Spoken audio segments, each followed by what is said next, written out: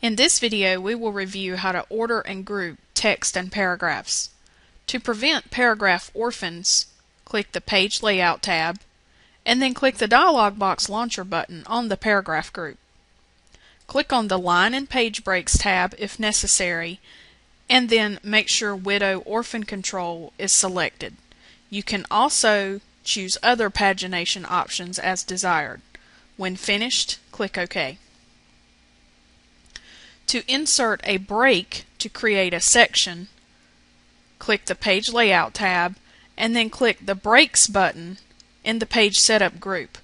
Notice that you've got different types of section breaks, including next page and continuous. If you click continuous, it will start the next section at the insertion point, but you can see that it didn't insert a page break. We do have a section displayed down here so that we can see it. If you don't see that on yours, you can right click the status bar and make sure section is checked. Now if I click at the very top of the document, you can see that it takes me back to section 1.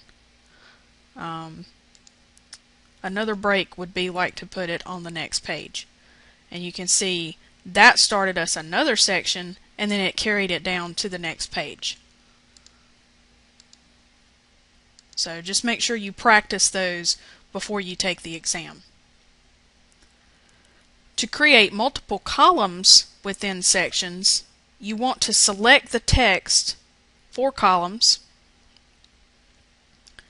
click the Page Layout tab, and then click on the Columns button, and then you can choose the desired number of columns. If you need additional columns, click on More Columns, and you can see that you get more options so that you can have more control over that. And then click OK, and you can see that it will split it into multiple columns. To add titles to sections, you need to create all of your section breaks. And we will open a different document for this demo.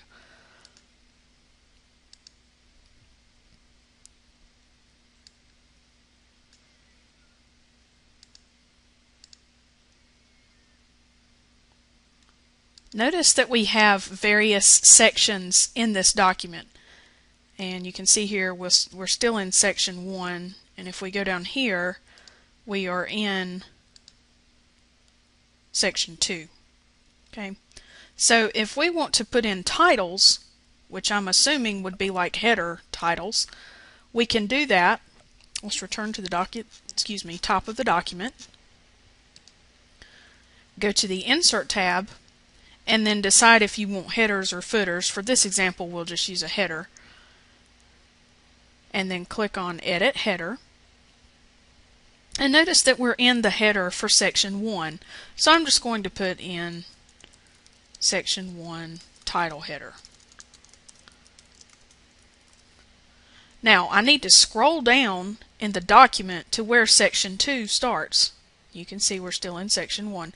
Now we're in section 2. Well, obviously I don't want the section 1 header in section 2. So I'm going to click this Link to Previous button to prevent section 2 from linking to section 1.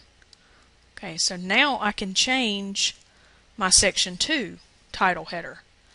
And if I scroll on down, we can see that.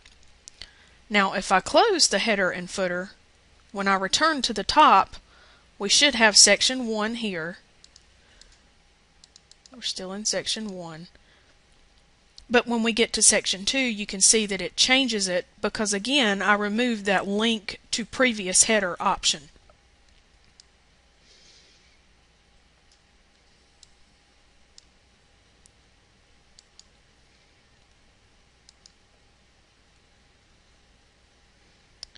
To force a page break,